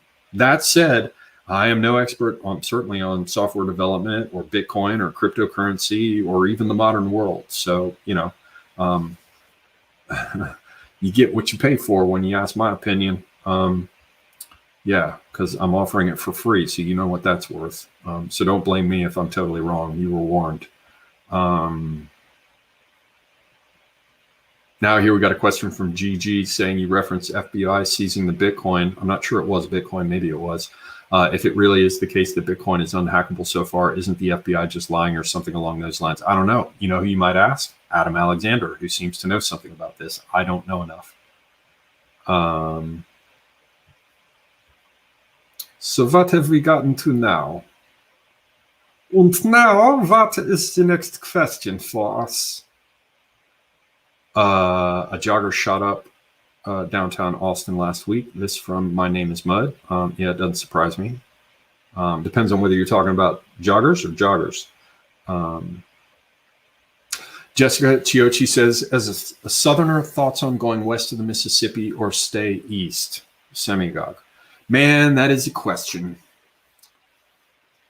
I want to stay east because this is where I come from, and it feels like my country and my environment. Like a certain, I've said it before. Maybe people, you know, have been watching the channel for a while will have heard about this. So you know, forgive me if I'm repeating myself. I do it all the time anyway. A certain distance from the Appalachians feels like where I'm supposed to be. Like within, you know, I should be able to like get in the car and within an hour be able to see the Appalachians in a distance. Like, you know, I don't want to get down south of the Nat line. I don't want to get off of the Piedmont. I've always sort of lived in the southeast, you know, but again, not on the coastal plains my whole life. So that's my place. That's where I'm from. That's where I feel I should be. And I really dislike the idea of going to some brand new place. Because if I'm going to settle down in the woods now at my advanced age, I'm half fucking decrepit at this point. You know, one advantage would be to do it more or less in the region that is my region and the place that feels like home to me, you know, because I've only got a certain amount of time left. I want to see some trees grow. I want to do some things. I want to be in one place and make it mine. And staying in my own region would make that feel all that much more rooted. So I don't want to go west of the Mississippi. But then I turn around and I see the kind of crap that's going on, like Nathan Bedford Forrest being exhumed in, you know, near Memphis or whatever. I mean, that's West Tennessee, so what the fuck can you do? But the South is just going to shit. And Charlemagne said it in a Twitter exchange here recently. He was just like, look, man, you just got to realize that the South is fucked. So, you know, there's that too. And a lot of people talk to me about Arkansas. A lot of people talk to me about Oklahoma. Oklahoma, I think, has a lot to recommend it, but I still remember being at a truck stop there and just like looking out we were driving some truck back, this rental truck back after my dad died, me and my brother, and I remember looking out of the cab of the truck at this woman crossing the parking lot, looked like a fucking egg on stilts, man. I mean, we're talking old school fucked up country woman, man. And I was like, oh boy, you get it for real out here. Like, looked like she had a meth problem, and yeah, it just, yeah. You know, that weird swollen body with two little, like egg on stilts. I already said it. Anyway, so, you know, some things about Oklahoma scare me. Also, the countryside, the land there looks, not to be talking shit, there are plenty of cool people from Oklahoma, and I think there are plenty of parts of Oklahoma that are very cool. I just didn't see them. To me, it just strikes me as an alien environment. And I'm not saying we ain't got some fucked up country folks where I am, but I don't know. Might have to do it. Here's the short answer. Might have to do it, would prefer not to. It's kind of like women. You know, I can live without them, but I really prefer not to. So I don't know what that's worth. Next one. Jacob says, Semiogogue, did Tim mention something about the return of Cheeto Benito in August? I seem to remember him mentioning this well before that reporter tweeted about it. Yeah, he said that ages ago. I mean, he said that basically shortly after the election fiasco stuff. Yeah, as I understand it, Tim, yeah, he said roundabout August, late July, maybe August. He seems to think something's going to come down with it. You know, don't know. But I did speak to him recently, and I was bitching about some of the stuff going on with the military, and he's like, that won't last long. So, you know, we didn't go into it. I didn't have time to talk to him about much stuff. And, you know, he's still recovering. Like I said, this last time I talked to him, which was, I think, one of the longest times, if not the longest time I've spoken with him this whole period, because he's been so messed up. The signals were that he hadn't changed his opinion about any of that. So I imagine if you asked him now, he might say, you know, I'm not positive about August or whatever. And, you know, there'd be plenty of wiggle room because he's, you know, dates have been all over the place with him anyway, and he's had mixed results. He's much better at predicting something, and it comes through. It does actually happen. But with him, because he looks at time from an entirely different perspective, you can't be sure about the when of it. Or let's say whatever success he has in prediction has less to do with being precise about when, but he's generally pretty good about what. But that said, I think he probably still holds with that position. So let's see. I don't know. It'd be nice. I mean, I'd do a victory lap and be like, yes, yeah, fuck you, I was right. It just took longer. But again, I'm not putting any more money down on that shit anymore. 99 Iron Duke says, Semiogogue, did you see any evidence of the once large Greek population in Turkey, especially in coastal Anatolia? No, quite the opposite. Like, one of the places I like to hang out is a friend of mine. He has one of his summer houses in a place called Assos, which is near ancient Pergamum.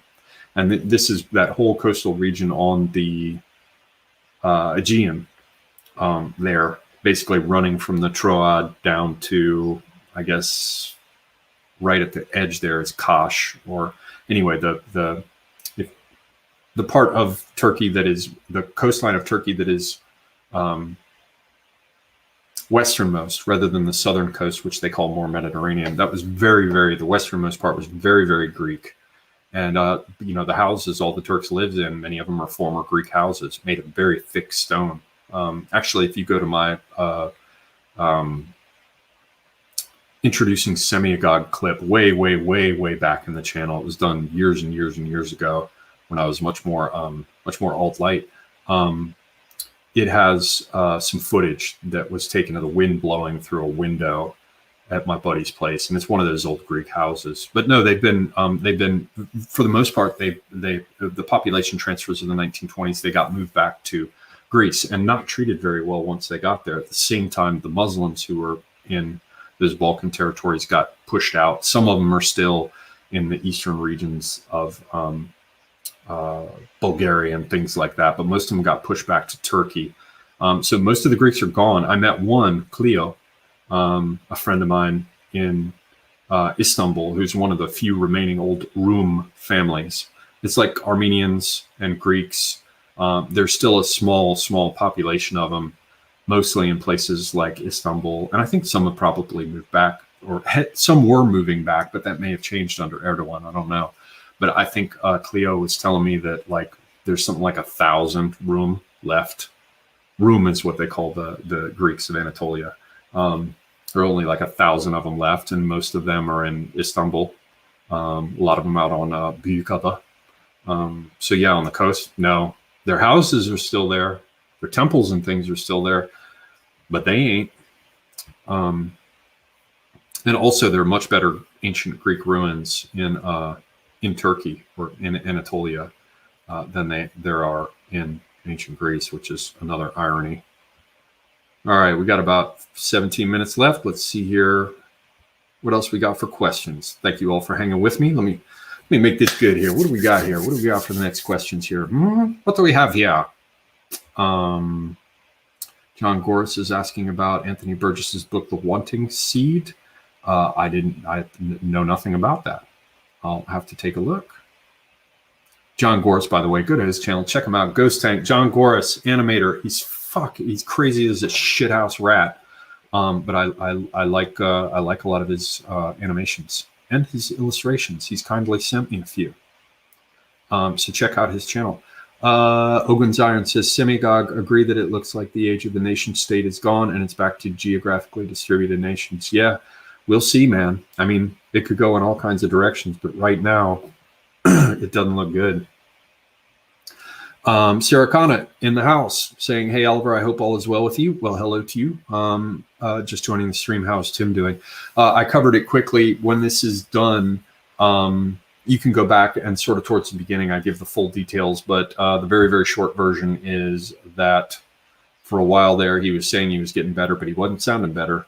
Then he went to the hospital because something happened and he got prescribed courses of antibiotics. The last time I talked to him was early last week, and he finally did sound like he was actually getting better. So yeah, go back earlier in the stream. I put everything in the course of the stream. If you play it again later, you can hear all the details, but that's the main point. I'm hoping he'll be back. He will be back soon. Adam Alexander says, Semiogogue, have you, and thank you for asking. Thank you very, very much for asking, Sarah Connor. Adam Alexander says, Semiogogue, have you ever read the Crypto Anarchist Manifesto? No, I have not. I used to fancy myself an anarchist, but sort of like the American, like intuitively anarchist, where you like your entire ideology is mind your own business and expect the same. These days, anybody who claims to be an anarchist, I'm just like, oh, fuck off. Like minarchist, sure. Anarchist, it's another utopian. Constitutionally, I'm inclined to support it. I like the idea, but it's just like, come on, man. Kind of just a little bit of reality. I'm now old. I just recently saw Michael Malice talking to Jordan Peterson, and I was like, he did a good job. He had a lot of interesting things to say at the beginning, and then he started his whole fucking I'm an anarchist thing. And I'm like, dude, what are you, fucking 2? Come on, man. Like, so I'm not saying any of that about you. I'm not saying Adam Alexander, and I'm not saying this about the book that you suggest. I'm just telling you why these days I'm not really reading things that have anarchist in the title. And there's also some Anarchapulco or some conference that I watched, and I'm like, as soon as I saw that, I was like, if I call myself an anarchist, they might think that I'm like that. I mean, they just sound like a bunch of fags. It's just ridiculous, man. I'm not supposed to say that word. I'm not using that word to refer to gay people. I'm using it to refer to the people at Anarchapulco or whatever it was, who just seemed like whatever. So yeah, in my heart of hearts, as a teenager, I thought anarchy was the coolest thing ever. I was reading all about Nestor Makhno and Kropotkin and Bakunin and what's his name in the U.S. God damn it, I can't even remember his fucking name now. And I was also interested in Stirner, who was at that time being presented to me as anarcho-individualism. But these days, I'm just like, sorry, that's a long-winded way of saying I haven't read the book. Thank you for mentioning it. Josef Stolen says, have you watched Morgoth's When Experts Ban the Color Yellow? Yes, I have. I recommend it. I also recommend Morgoth's channel. Who doesn't like Morgoth? I mean, who doesn't like Morgoth? I mean, I think he's the most likable person ever. I'm not sure he would be in person, but damn, watching his channel, he's just great channel. Check him out. But of course, everybody watching this already knows about Morgoth. Hello again there, folks. Morgoth, yeah. Thanks for watching, folks. And I'll catch you later. Me too. Semiogogue, is there any part of the U.S. where the people are both red and blue but treat each other courteously? Up until recently, I'd say almost certainly, but man, it's gotten bad recently. Maybe. People in the chat, answer me too, and tell them based on where you live in the U.S. whether you know of mixed red and blue populations that get along pretty well. I don't know at this point. Yeah, I don't know. As recently as 10 years ago, I would have said, yeah, sure. Now I don't know.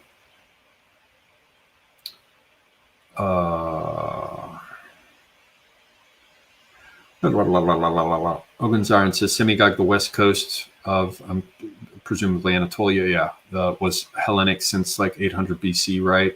Ataturk ended all that. Romans, Byzantines. Well, yeah, Ataturk and others. I mean, the Greeks, I have Greek blood, and my relatives will be all pissed off at me, but let's be honest. The Greeks decided that they were going to reconquer it, and they invaded. And, you know, Turks get a lot of shit about what happened with the Armenians. They get a lot of shit about pushing the Greeks into the sea at Izmir. But the bottom line is that the Armenians and the Greeks were trying to reconquer their country. So, you know, it's not necessary to be on the Armenian or the Greek side or the Turkish side. It's just look at it objectively. The Turks were holding, whether you want them to or not, I'm just saying they held the territory. They fought back, pushed the Greeks into the sea. So, I mean, yeah, so it wasn't all Ataturk, so to speak, who did that. And also a lot of the Europeans were big into encouraging those population exchanges too. That's a great irony, is that, you know, in the 1920s, also as a result, you know, I had huge numbers of people moving around because of the Russian Revolution and Civil War. And you had the issues going on with the Turkish war for, you know, forming the nation and, you know, pushing back the Greeks who were invading. And I mean, huge numbers of people would be being moved around because it was, I mean, the Balkans is like a watchword. It's a way of talking about mixed populations that are all at each other's throats, want to kill or kidnap each other. And so one of the ways to sort that out was that they moved the Muslims in one group in their own country, and they moved the Christians back over here. And now, literally not even a century later, they're like, no, I got a great idea. Let's make the Balkans totally diverse and mixed. And won't that go well? Won't that go well, ladies and gentlemen? Nema više sunca. Yeah, I'm sorry. I can't sing Serbo-Croatian very well. I'm not. Kermit the Frog here. I don't know what the fuck's going on here. People don't. Just skip that part. Eric J. Smotsinski says, Semiogogue, as a Chicago resident, I'm aware of demographic trends in my own city and state, bitch of which are losing population. Black Chicago has been moving to Atlanta for 20 years. I don't sort of half understand that. Thank you. I can't respond because I don't completely understand it. Charlemagne says, Semiogogue, are you familiar with Nevada bill, which would allow tech companies to create governments? No, I have not seen anything on that. Let me just go ahead and open this. You provide a link. And I am just going to put it over here for watching later. Thank you for that. Interesting. Just real quick for people watching. Carson City, get out of here, you fucking pop-ups. Carson City, Nevada AP planned legislation to establish new business areas in Nevada would allow technology companies to effectively form separate local governments. It's going to be like the Car King, right? Exciting. So yeah, the zones would permit companies with large areas of land to form governments carrying the same authority as counties, including the ability to impose taxes, form school districts and courts, and provide government services. You know, what could go wrong? You know, it just you know, it's private enterprise. It's, you know, it's the free market. You know, it's their business. They have a right to tell you that you violated the terms of service. But meanwhile, bake the cake, bigot. Yeah, that's interesting. Yeah, terrifying, frankly. Okay, what happened to my little pop-up? There it is, sorry. There's my pop-out chat. Let's get over here. How much time do I have? I don't want to cut into AA's time. We're going to be ending this crisply at the 2-hour mark so everybody can get over to unpopular opinions, including me. So what, we got 7 minutes left. Call it 6 minutes. Got time for a few last questions, peoples. Let's see what we got here. Thank you for that, Charlemagne. I will check it out. John Ski says, Semiogogue, if you do leave the state, hit me up before you do so I can give you some bullets for your moist nugget. My moist nugget. Yes, sir. I just got some of those, actually. I bought some. I think I told you that actually already. So maybe if I didn't. Anyway, I thought I was buying Wolf, and it turned out to be Red Army. But whatever, I got 80 rounds. So that was good. Still haven't shot it yet, though. I look forward to doing so, though. Cleaned up nicely, too. Really clean, nice rifle. John Ski is the man. Adam Alexander says about that book on anarchism, he agrees on the topic of anarchism. That being said, it's a very short message, 5 paragraphs, written to a mailing list by an Intel engineer in the 90s, required reading, in my opinion. Okay. If you don't mind, stick a link about it once the comments open up under this. Don't do it in the chat, but stick me a link to it in the comments section and I'll take a look. PIB Thought Criminal Semiogogue opinions on the UFO disclosure report. I don't know enough about the UFO stuff, but I generally am of the same mind as AA, academic agent, when it comes to the UFO stuff. I'm just, it all sounds like bullshit to me, to be honest with you. Not that I don't think that there's extraterrestrial life and stuff, but for them to be making a big deal of it and sharing it with the public at this point, I'm like, I don't buy it. All right. Do we have any final questions? Oh, somebody's saying YouTube auto deletes links. Well, give me then put in quotes the Adam Alexander. If there's a problem with it auto deleting the links, just put some sort of text quote in there that's searchable for me, that I can search and pull it up. All right. Last questions. Is that it? Is that it? Is this all? Because if it is, I want to go have a cigarette and I'll just leave y'all. If that's how you feel about me, not giving me any damn closing questions. That's how you treat me. You never call. You never write. Google police now, but they can shoot you. That's John Gores. He's crazy. Like I said, go check out Ghost Tank, John Gores animations. Where is the last question for me?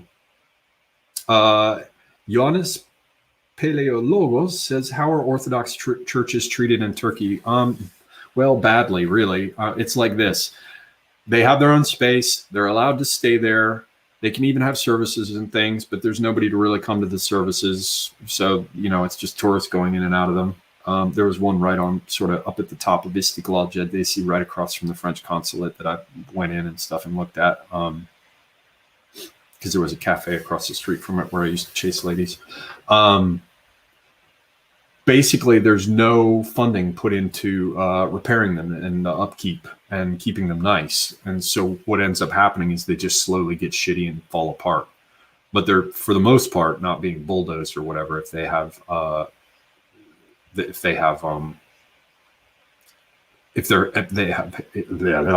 historic value. So the situation for them is bad, but it could get worse. It certainly could be worse. Palooka82 says, who am I rooting for in the Euro Cup? I don't know what teams are playing in that facet of sports ball. I do not know. Jonas Peterson says, Semiogogue are going to go back on Red Eye soon. I'd be happy to. There'd have to be something to invite me on for. I was on there once before. They kindly had me on, but I think it was related to news. And the problem is that I haven't been keeping up on news lately. Hang on, how much time do we have? I'm going to skip the one about Iranian elections. PIB Thought Criminal. Sorry, I already answered one of yours anyway, and I don't know much about them. Miss Dangerich says, will I do any more esoteric uploads? Yes, I will. Tack for 8 says, what is that channel for unpopular opinions? It's called Academic Agent. 2 words. Academic Agent. Check him out. That's where I'll be going immediately after this, because I just think he's the cat's pajamas. His channel's excellent, and his guests are excellent. Dagbreaker says, have you been to the Armenian Christian churches? No, I haven't. No, I haven't. Just to Greek Orthodox. And I believe in a Catholic 1 or 2. All right. My thoughts on Macron's finger wagging in Grandpa Joe's face. Not nearly as interesting as that guy who slapped Macron, to be honest with you. So, yeah, ladies and gentlemen, I think we got to the end of this. Please do follow me over on Odyssey. Please follow me on Odyssey. No telling how long I'm going to be able to stay on YouTube, man. They boot people all the time. Please follow me on Telegram. Follow me on Twitter. People are missing my channel. Come over on Twitter. I talk shit on Twitter all the time. So if you want to keep up with whatever evil, crazy shit that's going on oh, Sentinel's in the house, man. I haven't seen him in forever. Hello. Sorry to catch you just at the end. Favorite David Lynch film, if applicable, Mulholland Drive or Lost Highway. Those are really kind of my two.